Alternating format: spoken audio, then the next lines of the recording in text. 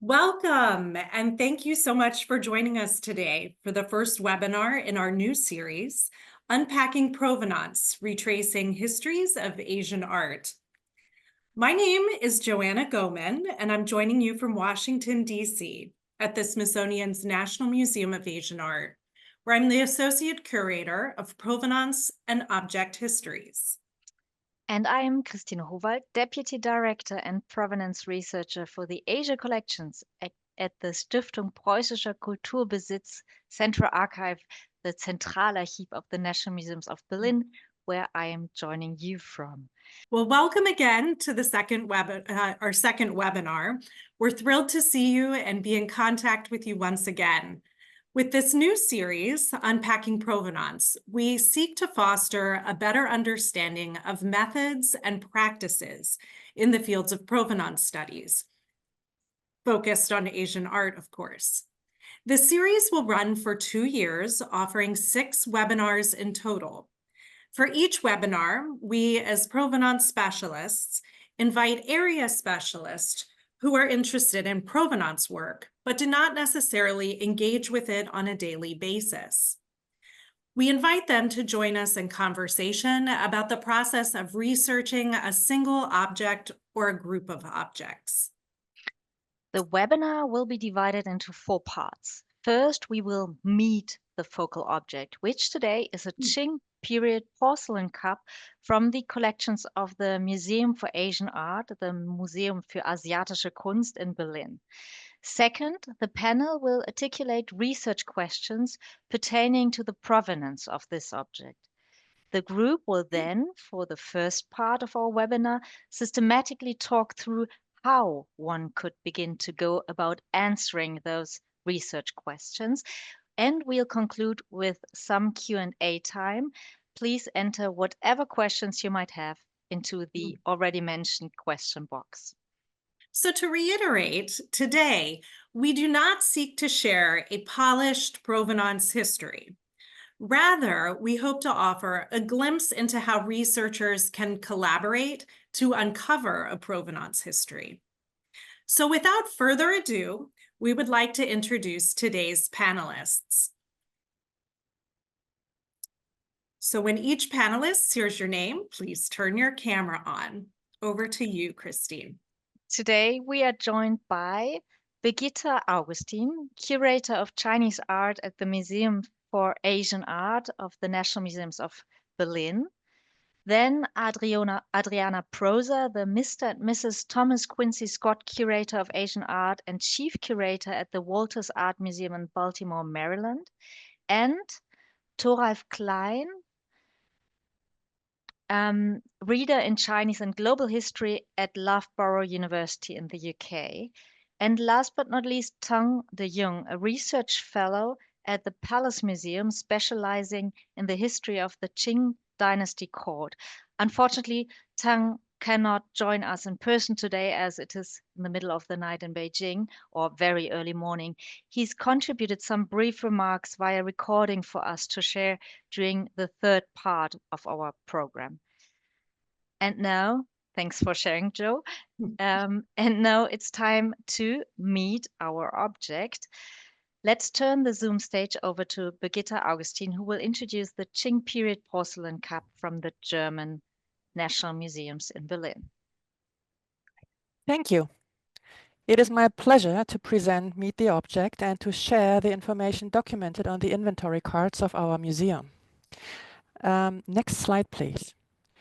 The object which you see here is a small translucent white porcelain bowl that is painted on the exterior in polychrome enamels. It is 6.6 centimeters high and its rim is 14.4 centimeters in diameter. Next slide, please. On the front side, a male pheasant is depicted standing on a blue garden rock and a female pheasant to the left below the rock. But the bowl is not only decorated on the front side. So when turning the bowl to the right, we see peonies and millet and quails below on a grassy ground. More quails below millet. When we continue turning the bowl, then we see a prominent millet stalk leaning towards the right, where a large unpainted area can be seen. before we get back to the male pheasant. Next slide, please. The female pheasant here at 2 o'clock and the group of quails at 6 to 10 o'clock are better visible from below, where we also see a rain mark from the Yongzheng era.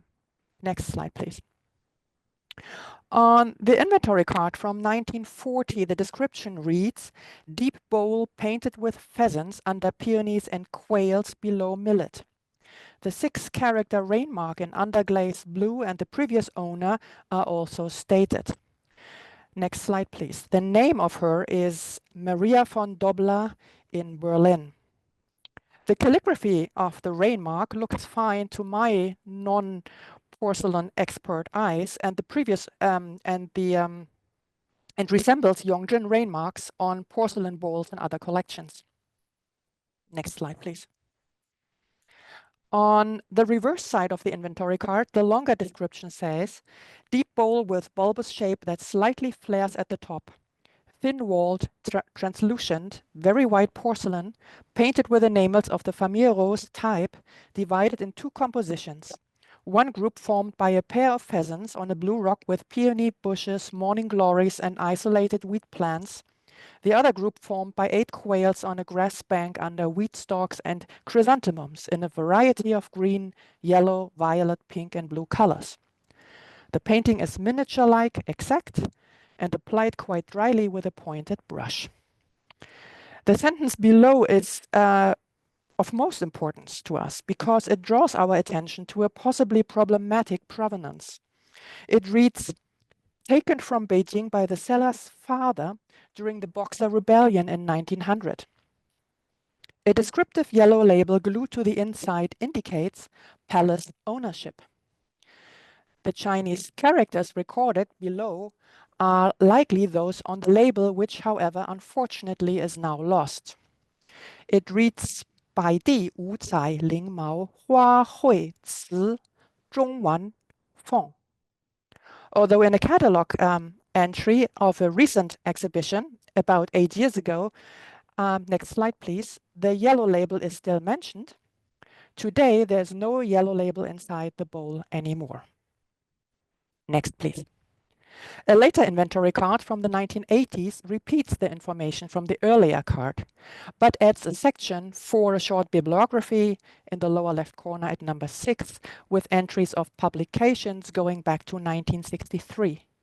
Under number 7 in the upper right corner, we find the inventory number, which again indicates that the object was acquired in 1940. Again, the name of the previous owner is stated below. And in the lower right, again, the remark about the provenance, which connects the object to 1900 and the Ihe Tuan Yundong, or Boxer movement, is noted. The only new information is a note on the condition of the bowl, which under number 9 is given with pertiate at the edge, starting from the fracture point, 2 large cracks. Next, please. The damage and repair are clearly visible at the front side near the male pheasant. Next, please. Last but not least, the bowl is of course in its Wuzai decoration, date to the Yongzheng-period, shape and size very similar to 2 bowls, one of which is in the Palace Museum Beijing and the other in Taipei, of which it is said that they belong together as a pair. So we might want to assume that ours belong to a pair as well. So then the isolated Chinese character Feng in the Chinese line of the lost yellow label may signify one of 2 bowls.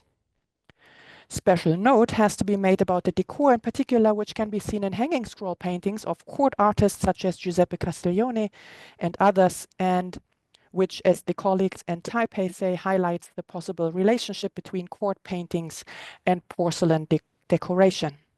And thus again, makes it highly likely that the bowl was made for and was used by the court in an imperial palace. So far from me for now and from Meet the Object. Thank you. Thank you, Birgitte, for this great introduction into this small object that has so much for us to unpack. It seems that we already know two things for certain. This is porcelain made in China, and the German museum system acquired the work in 1940 from a woman with the name Maria von Dobler, who was also based in Berlin, not China. Additionally, we have hints on an imperial provenance and a translocation context related to the so-called Boxer War. As maybe not everyone is familiar with this context, Thoralf, could you shortly tell us a bit more about what the Boxer War was? Yes, thank you, Christine. I'll keep it very brief. So the Boxer War, as many Western scholars have called it in recent years and decades, is an international military intervention by the armies of 8 countries: the United States, the United Kingdom, France, Germany, Japan, Russia, Italy, and Austria-Hungary. And it's basically an intervention in North China and in Beijing and the area surrounding it in order to uphold the imperialist domination in China. And it's problematic for 2 reasons. Firstly, because not only of its association with Western imperialism in China in general, but also because of the violence that is meted out against the Chinese population, including the civilian population. And then secondly, and closer to home, because a lot of objects were taken from China, basically looted from China, and ended up in museums and also private collections basically across the world. And whether or not we are dealing with one of such looted objects is one of the questions that we are trying to answer in this webinar. Great, thank you for bringing this to the point. This is a very important point to be highlighted. And thanks for the introduction. So we are already, I think, at the edge of our part 2, like formulating questions. Let's begin to articulate questions that we need to answer in order to detect the biography of the object. Maybe let's start with the object itself. Birgitta, you already mentioned many very important things. And just to explain this to the audience, we will note every question in the background that is articulated now in this part for 10 minutes. We will collect all questions. And then in the third part, as explained, we will answer that. So what are some object-focused questions that we must consider when beginning to trace the provenance history? What do we have to address concerning the object itself before diving into its biography? I think that one of the things, and Birgitta started to talk about this when she did the introduction to the object, is we want to look at the, very carefully at the object to make sure that it is what it purports to be. Because we have a very long history of intentional forgery in China, and also a tradition of copying, even with succeeding emperors. So we're looking at this piece as a Yongzheng-period piece, according to the mark. But we do know also there are cases where there were porcelains that had started to be produced during the Yongzheng period, but after he died in 1735 and the Qianlong Emperor took over, the decoration was then completed later in during the following emperor's rule. So we have to look at the quality of the painting to kind of think about that, or at least have it in the back of our minds that it could be to a slightly later date. The other thing is to look at the decoration and whether and to see whether that might tell us a little bit about which or for whom it might have been produced, even possibly within the palace. I think our colleague Deng is going to talk a little bit more about possible research sources and this will help to kind of broaden our thinking about where we need to look or check if we're trying to pinpoint things a little bit further in terms of production. We did also have production in many different kilns in Yongzheng and also at the palace. So these are things that we need to keep in mind. So if I like formulate questions, would it be, is the object authentic as a first question? Then is the cup actually imperial porcelain? Correct me if you want to formulate it in a different way. And for whom and where was it manufactured? Yes, for whom, for where, and where was it manufactured? Mm-hmm. Anything I missed?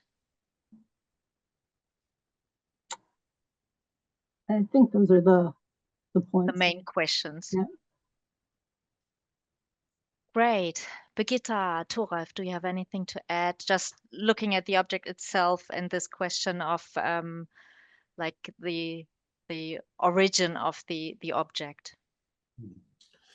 I think starting from Brigitta's introduction, I think it would be worthwhile to think about, if we don't have direct evidence where, who, and for whom this was produced, do we have circumstantial evidence? And can we relate, as Birgitta has already done, can we relate this object to other similar ones where we potentially have a better idea about, their origins, but also their ownership? I think that's a question that I'd be asking, and then picking up from Adriana as well. Is the object what it purports to be? So how to what extent can we trust the index cards that say it was probably in the possession of the palace? How reliable do we think that is? Yeah, thanks for this important addition. And Birgitta, you gave the hint to it as well. That was new to me. Birgitta never mentioned that before, this question of pairs or not pairs with this object. If this is for now everything object related, you can add something to that later on as well. I think we should move on to the next category, the people related to that object. We have hints on a possible previous Chinese owner, one on a person who possibly brought it to Germany, and then the name of the one who sold it to the museum. What do we need to know about these people, and what else should we ask ourselves? What are our gaps in knowledge related to the people involved in the object's biography? Maybe we start with the people involved in the biography in China. If we say it's an imperial porcelain, what would be the question related to the object? Maybe it's very simple, or I can also say it. For me, it would be the question of the owner, right? Yeah. I mean, for whom was it produced? Was it produced on a special demand? Was there an occasion where those cups were, or those bowls were particularly used in, and for whom was it made, of course? That would maybe hint at in which palace it was preserved and or displayed even. And for research purpose, of course, that would open the question of if there's any inventory that a researcher can refer to when trying to finding out where the object was placed in the palace. I think also, oh, sorry. No. I think also we have to keep in mind that sometimes imperial presents were given, and in fact, if this were a pair, is it possible that these were an imperial gift to a particular official or concubine or someone else? Yeah. Great. What about if I can close, sorry that I'm moving quite fast. We have a tight schedule, but you are just great in formulating the questions. What about then the next possible owner of the object taking this hint on a translocation context related to the Boxer War? This is maybe where I come in. So I think we probably want to know, so we will assume that, you know, from the index card, the person was in China. We would like to know in what capacity was the father in China. So was he a soldier? Was he a diplomat? Was he a missionary, which is unlikely, but, you know, might have happened? Or is he there in some other civilian capacity?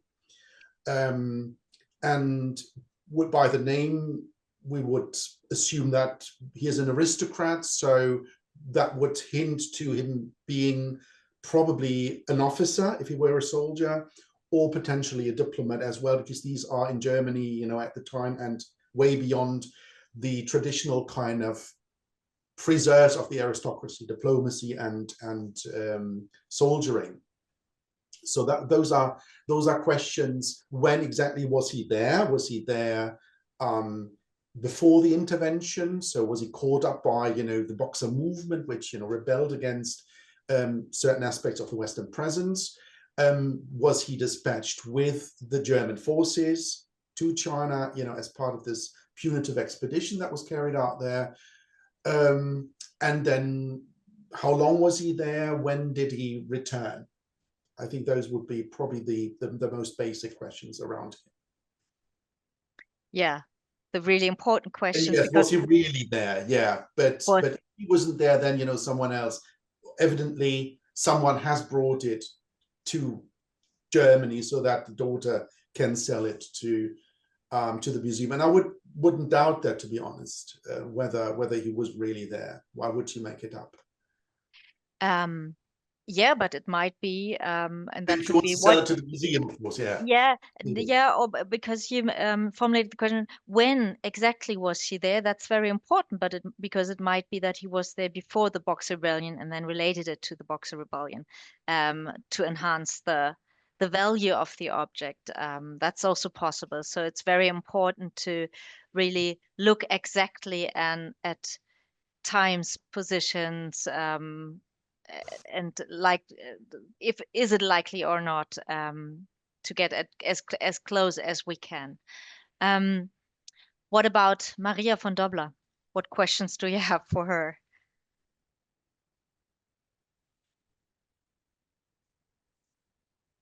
I mean, can we establish, sorry. No, go ahead. No, go ahead. Yeah, so I mean, what links can we establish between, you know, the person that took the object and her? So, you know, the information we have says, you know, she's the daughter, she inherited the object from her father, who took it from China. And can we really establish that? Was that the case? Can we kind of establish the kind of the entry of the seller? Would be one question. Mm-hmm. Birgitta, was it what you wanted to say as well? Well, yeah, when did she inherit the bowl? Under which circumstances? And was somebody, another owner or another family member in between? So was it given to her directly, or was, and you know, an elder brother or somebody else in between who could also be linked to a stay in Beijing or the Boxer War even? So. And another question would be, why did she sell it? Can we know why she sold it? So that relates to, you know, Joanna's intervention. So did she sell it because she needed money? In which case she might have wanted to jazz up the provenance of the object, make it more interesting. Yeah. So do we know anything about that? Yeah, and exactly at that time. Why did she sell it in 1940? Yeah, that's an important point that strikes a provenance researcher immediately. We already had the problematic historic context of the Boxer War, but selling an object in 1940, so just, in the middle of the Nazi regime and shortly after the war started, that might have had like a background of persecution, or either she or that she got the object from someone else. So we have to really ask this question: why did she sell it in 1940? I think that's a very important point, and that makes the object itself even more interesting, because we have this possibility of a double context of looting that we have to trace. Yeah, I think we already collected many questions.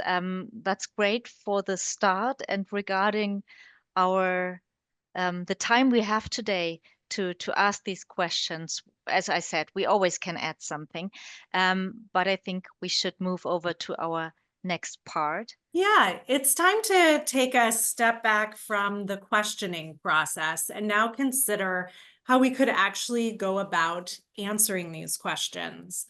So I'll use the questions. I've been off screen, of course, recording things as you guys were speaking, and Christine will be putting some of these questions in the chat just to remind our audience members what we were discussing. And so let's start thinking about the questions asked about the object itself. So how can we determine if this work is actually imperial porcelain? How can we think about a possible origin point, a kiln site for this piece?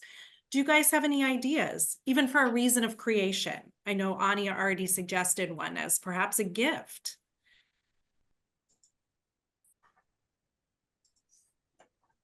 Where could we go to answer these questions? What are some resources?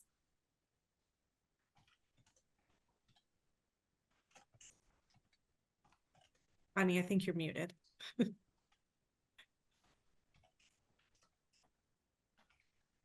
Well, I think that one thing we can do sort of on a very basic level to start to think about production, the complexity of kilns in Jingdezheng is to as a sort of beginning reference to look at a book by Maris Gillette on Chinese porcelain, the production of Chinese porcelain, which is, I think, will be included in the bibliography that's provided for you, which talks about the history of Jingdezheng as a place of porcelain production, and also the long history of creating fakes and forgeries, copies there. So that's one thing to start with. I know that we're going to get a number of other Chinese sources, Chinese imperial sources, mention of those where there are records of imperial orders to kilns, and so that will also be another place that we'll need to look to see if we can actually find mention of similar pieces or descriptions of pieces that are like these, listed as being ordered. There are also inventories for a number of palace buildings, and we'll hear more about those in a minute. Yeah, Brigitte, did you have any ideas of resources to add? Oh, you're muted, dear. Okay. Okay, now I think. There we go. Well, it's starting with the eyes very often. You see a bowl and you compare it to bowls in other collections. And in this case, of course, you would look into the collection of the Palace Museum in Beijing as the primary source for similar objects. Of course, catalogs and inventories with descriptions of pieces that are sometimes more or less comprehensive, were also used as sources for faking objects. So Sure. Yeah. that's not always you know, a 100% source to be sure that your piece, the piece in your collection, is genuine. But yeah, so I guess starting with looking at objects in collections that you can be sure of that, you know, they probably originate from some imperial palaces in Beijing and other areas. Yeah, I'd add that you know, there are a lot of images, good images available on the National Palace Museum's website. Also the Palace Museum, you can look at. There are collections like the Percival David collection that is now at the British Museum that's very highly regarded and has some really wonderful examples of imperial wares. So those are some of the major places that I would start to look for comparisons. That's great, Ani. And now that you've referenced the Palace Museum, that's a natural transition then to speak and share some ideas from Tang, who Christine and I had the opportunity to speak with, and we have a video to share with you all. We asked him if there are any inventories that researchers can actually refer to when researching an object that belonged to the imperial household. And so my colleague is going to share the video here so we can hear Tang's response. 各位专家学者，上午好，很高兴参加我们这个会，但很遗憾不能与大家面对面交流，只能通过录像的方式回答大家提出的问题。第一个问题是关于清宫物件的目录。其实这是一个非常复杂的问题。清代宫廷非常重视宫中物品的管理，它包含两个层面。第一，物品的制作，这又涉及到金银器、漆器、珐琅器、玉器等等。其制作的档案以瓷器为例，主要是江西的景德镇和宫中的造办处来承办。两者之中，景德镇承担了绝大多数的指导任务，宫中造办处在其中制作的数量较少，且主要是对景德镇制造的胚料进行二次加工。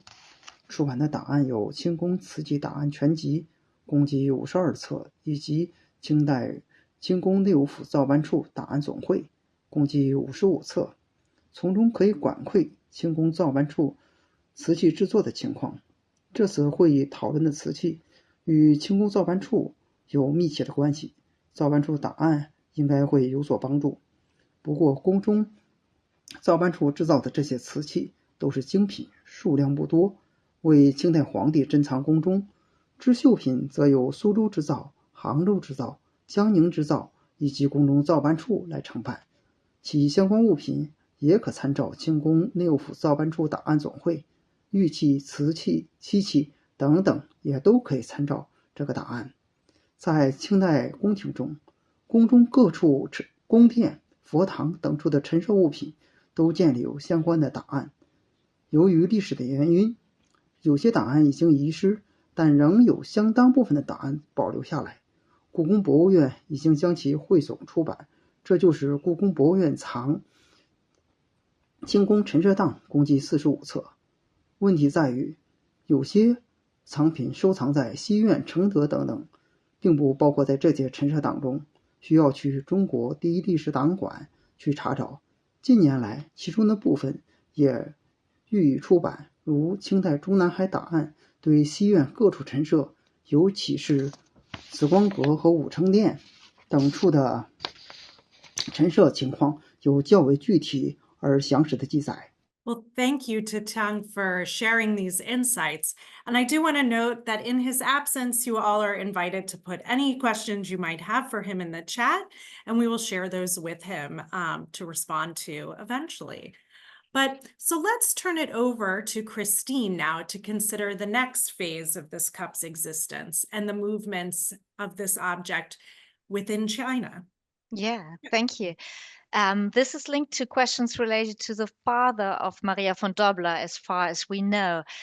The museum inventory card notes that he took it during the Boxer War. So how can we learn about him, his military service, and his possible connection to this context? I address this question to you, Toralf, Yeah, thank because you. you are the Yeah, specialist. I've been expecting that. So basically, I think what we want to know first of all is what part of Germany is he from? Aristocratic families often have connections to one or often several specific regions, so that might help. And if we know that, then we need to basically start to trawl the archives. So there are military archives of various kinds. So the Federal Archive, the military archive of the Federal Archives in Freiburg in Southwest Germany, which has the Navy documents. Unfortunately, we don't have the Army documents because the Reich War Archive was destroyed in an air raid in 1945. So this is practically all lost. However, some of the states that still had independent armies after 1871, Bavaria, Württemberg, Saxony, they still have the military records. So the person might be found in there. There are also the records, there's a political archive of the German Foreign Office, which has a rich collection of materials relating to the Boxer War. And especially, of course, if he was a diplomat, he might be found there. But also there might be cross-references to military personnel in those files as well. So we would have to trawl in some way the archival record. Of course, it would be a good idea if we could find out which unit he belonged to. Then we can look at, what the units did. Some of those units had actually some have published records of their activities in China. So those would be options to also find materials, or if we knew, for example, if we know other officers in the same unit, can we then find through their recollections other things? We have lots of letters that are kept in some of those German archives from participants in the German military expedition, the so-called German East Asian Expeditionary Corps, all of which might contain information on this particular person. And it can be in a very, very cursory way. It might be just in passing that he's mentioned. But that would be what one would need to do in order to get kind of first-hand material on that person's activities in China. Great, thank you. And can you add something if we found where he belonged to, or if we found out he was in military service, for example, this was the path you went now, and where he was, which unit he was part of. Are there any further sources that we might find concerning activities in China? I'm thinking of how can we find out if someone who was in military service in China, if he took an object somewhere? Is there any kind of sources that we might consult? It might be that the taking of the object is related to specific events that happened in China, especially if it was really kept. This is now all very kind of speculative.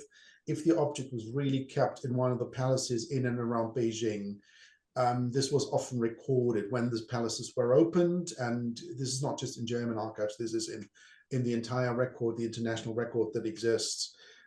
Where we know, for example, that when the Imperial Palace is open for the first time and officers get the opportunity to walk through, that a lot of them actually took small objects and put them in their pockets. Yeah, so the size of the ball would actually be one, could be an object that could have been taken in this particular context, but we don't know, of course. That would be one way of doing this. I mean, evidently there are various options. So the object could either have been stolen, so it's been taken when the owner wasn't present. It could have been We know there are cases where these objects are taken at gunpoint, so where we are dealing with robbery, or it could have been purchased either from another soldier. The British in particular had an auction system where they sold objects, so there was an art market existing, or it could have been bought from a Chinese dealer, or even from a private person, or it could have been a gift from a private person. There are also cases where that happens. So it is not an easy task. I think one doesn't have problems finding instances of looting in the records that I know. The problem is to then kind of connect those records to one specific object and to say, okay, we know this particular object was taken, even where we know who took them, even have we names and even occasions on when certain objects were taken, but to connect it to one specific object is of course a daunting task. Yeah, maybe it's a good point to again bring Tang De Jong into this panel. We asked him in advance what Chinese resources do exist to research historical art market activities around 1900, such as dealers or places of trade. Which archives can we help follow? 第二个问题是对1900年前后北京艺术市场活动情况是否有中文档案或资料。北京是清王朝的首都，经济文化发达，且清代皇帝对古代文化遗存具有浓厚的兴趣。当时的北京有很多古玩店铺，不过拍卖是一种舶来品。晚清时期自西方传入，在相当长的时间内，这种方式并未大行其道，仍以传统的交易方式为主。据研究，北京在1896年已经有外国人开设的拍卖行，但直到民国时期，拍卖才成为一种流行的交易方式。八国联军占领北京期间，大量的宫中文物通过各种途径流入市场。在社会秩序尚未恢复以前，中国人不得开设店铺，多是在治安良好的日美占领区内街头摆摊销售。至于在华的外国人，尤其是英国人，在其驻华使馆内举行拍卖会，还有美国占领区的天坛以及各国军队中都有拍卖活动，拍卖掠夺而来的各种物品。参与与主持这些拍卖活动的主要是各国人士，参与的中国人人数很少，因此开展这一问题的研究应该主要关注各国军队人员以及在华外国人的记载。日本学者富田生著录的《近代国宝海外流失录》对此有所描述，引用了当时的目击者如莫里逊等人的记述。这些拍卖品或为各国商人用。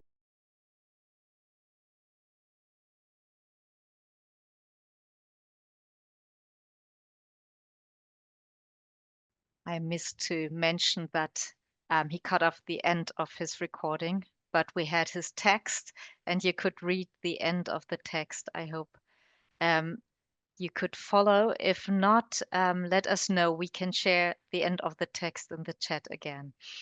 And he mentioned many important things, but one that I just want to outline was these eyewitness records we have. But that's again, you may have, or you may research for a long time and not finding anything. What Thoralf already mentioned, we have many diaries, we have a lot of press records of this time where looting is mentioned. So it's always worth to look for that. But as time is running, let's turn over maybe to the German translocation history and to Maria von Dobler. And of course, when we come to Maria von Dobler, we may also have to ask ourselves, is von Dobler, who was this person? And is her original name Maria von Dobler? Are we looking also for a father from von Dobler? Is it a married name, you mean? Yeah. Or was her original name differently? So, yeah, I turn over to you, Joe, to follow on this. Yeah, no. Does anyone have any ideas then on exploring who Maria was, tracing her last name? or even thinking through her life situation in 1940 Germany.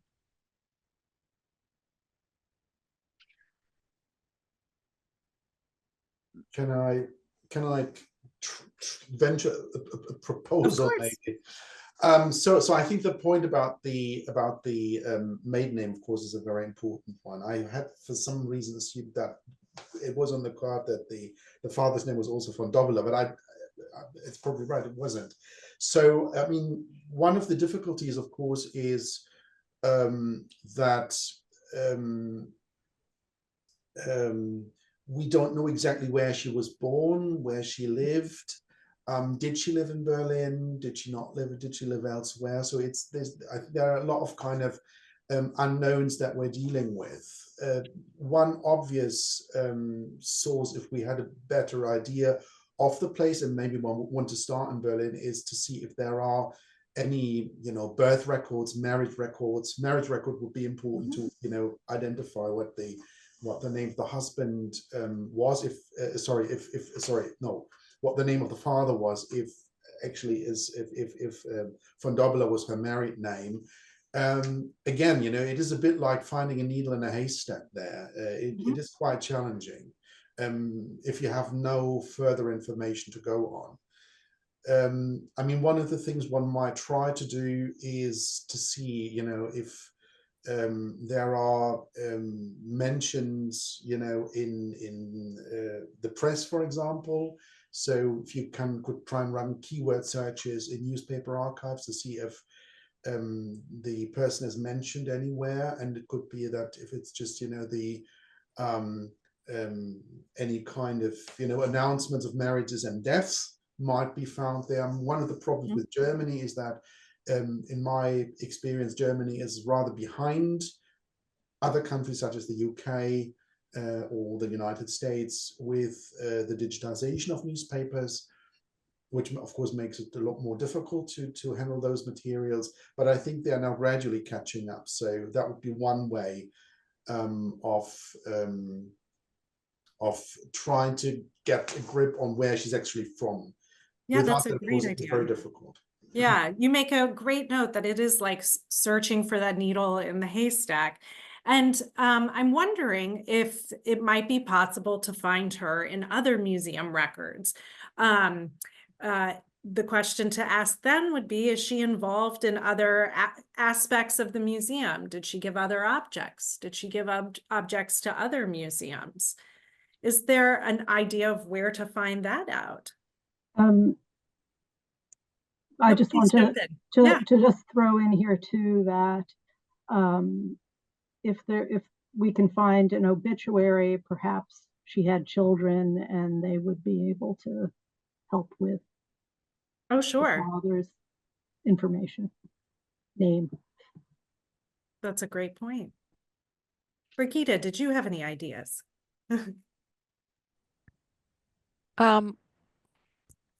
Well, we have this project on the Boxer War, as we call it, with 7 museums in Germany. And so we try to, or what we did is we had, of course, a list of objects that had, at first glance, a connection to the Boxer War or to 1900 and translocation from China to Germany.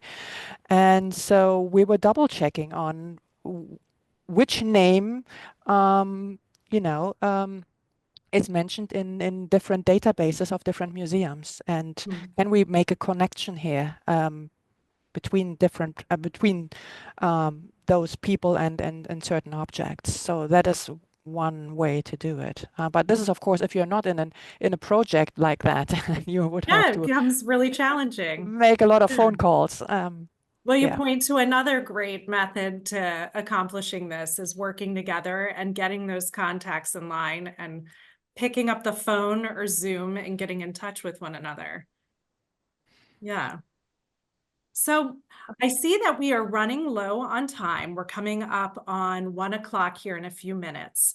So perhaps this should be a natural moment to transition and conclude our brief discussion. Definitely, we've only scratched the surface of ways that we could go about probing this issue. We haven't even gotten into the World War II context and all the myriad of resources available at our fingertips there. But as a way of conclusion of this conversation, can all of our panelists just reflect for a moment and think about what this conversation, what this program, or preparing to participate in the program has revealed to you about the practice of provenance in general?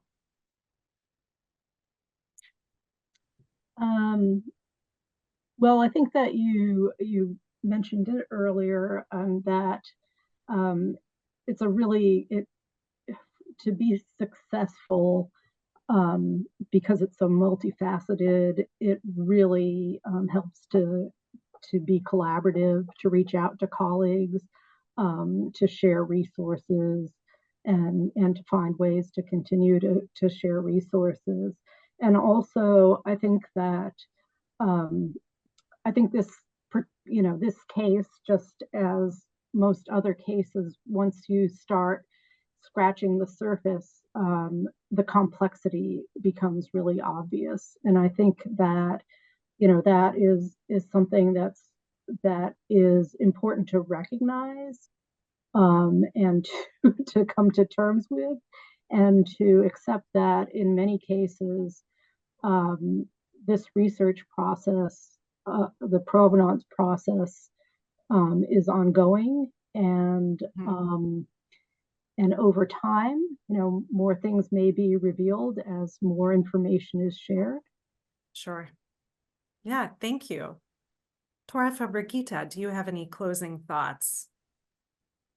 Well, thank you. For me, provenance research is, of course, always something like a detective story. So you're running around and trying to find people and to find information, and in the end you try to put it all together and hope that it makes sense, and you're finding anything.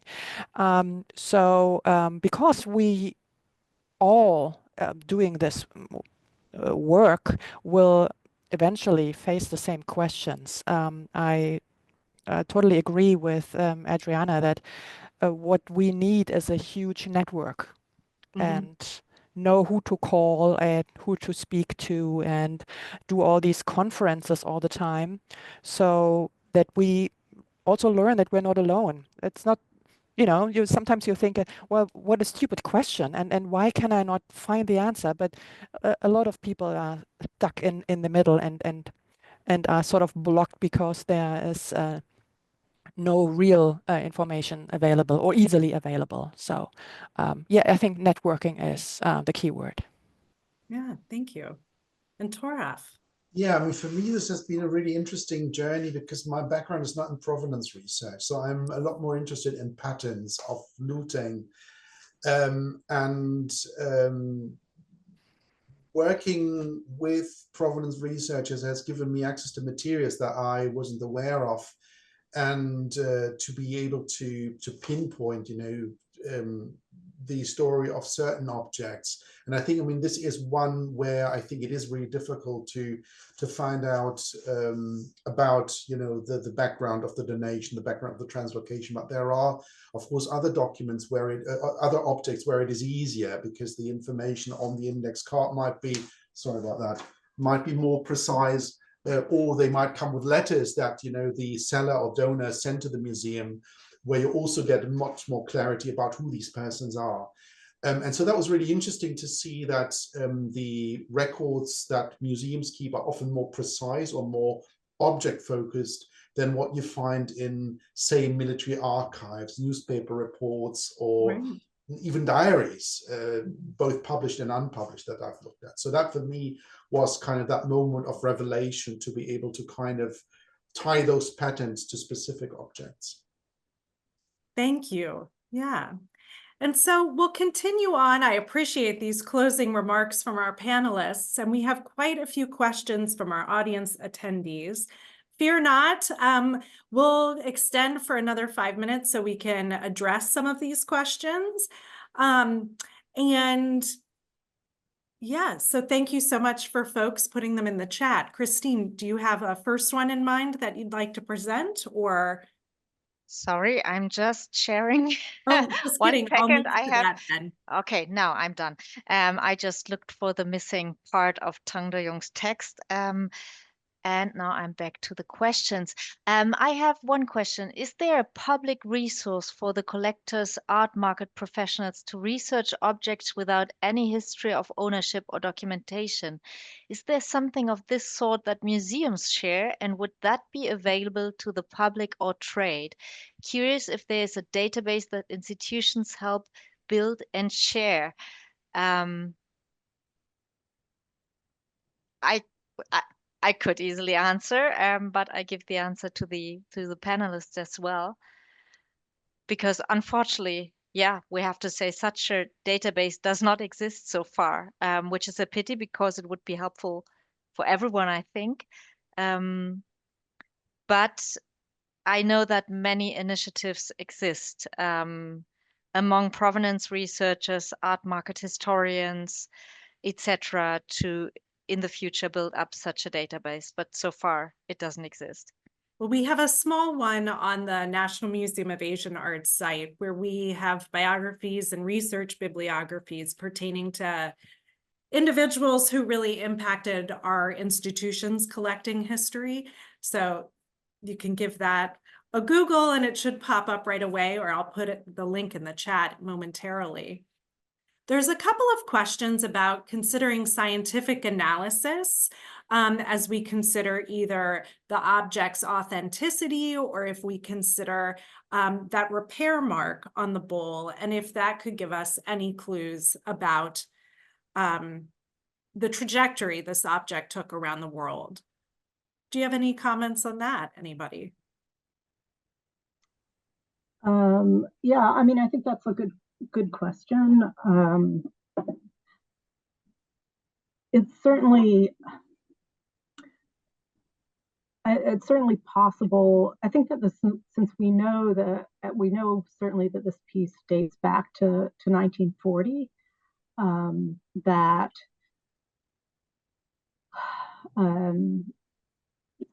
you know, it's not a fake. That there's no reason to test it for new post 1940, 20th century production methods of fake porcelains that were used in China. But and I think that a lot of the formulas used to create these types of enamel wares did not, to my knowledge, did not change. But I mean, it's something that's worth exploring with other conservators. I mean, I'm talking about during the Qing dynasty. The break is actually of interest. I think it's really interesting as well, because I'm curious as to whether that was something that happened when, after it went into the museum's collection, was the repair done at the museum? Was it done by an outside restorer? If it were, if we knew enough to identify who restored that, if it were someone outside, would that help us to date, to help date the provenance back, provenance from Germany back more? And also, if it had been, was it broken in China during looting? Was it something that was broken and was thrown out of the palace collection because it was, because it was damaged, and somebody got a hold, took it out of the palace and then resold it? I mean, these are all things that possibilities think about. Yeah, those are some great considerations. Yeah, thank you. Somebody else is asking, along with researching the father, wouldn't you also consider researching the descendants of Maria? Maybe there are family letters or other family objects that would help us. I think you're going to get a big nod here on screen. Yes, that is the ideal. Yeah, but hopefully we can find out who Maria indeed was.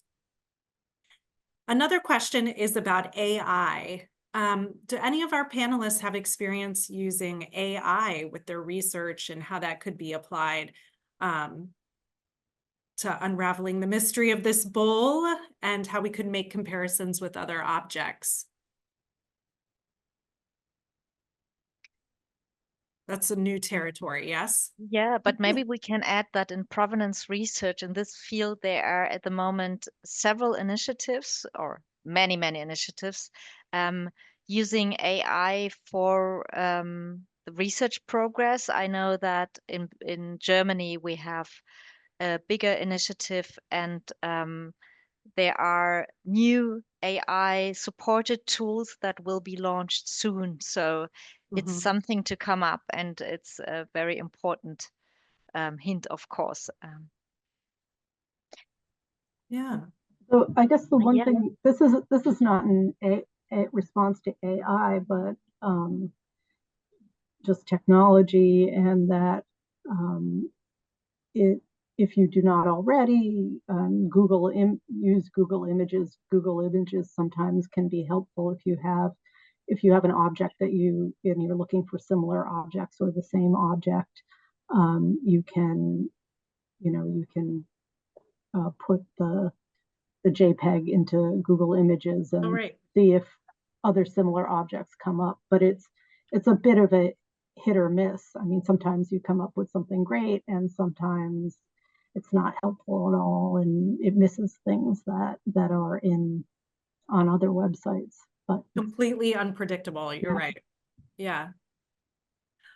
Well, we're coming up on time to conclude. And so thank you all so much, panelists, for offering your insights into the process and your ideas.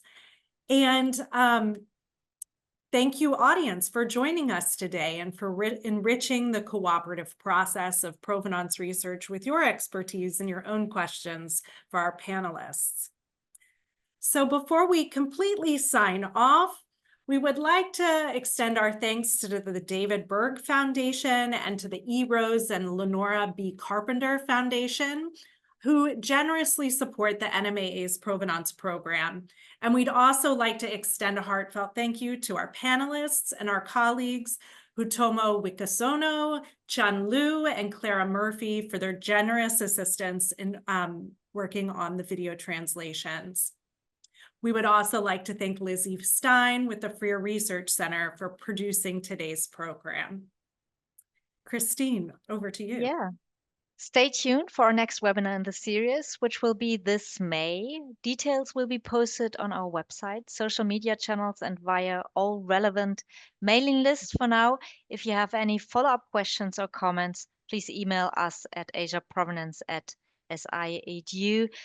Thank you for joining us today, and thanks to our panelists. Thanks to everyone, and best wishes. Bye. Bye now.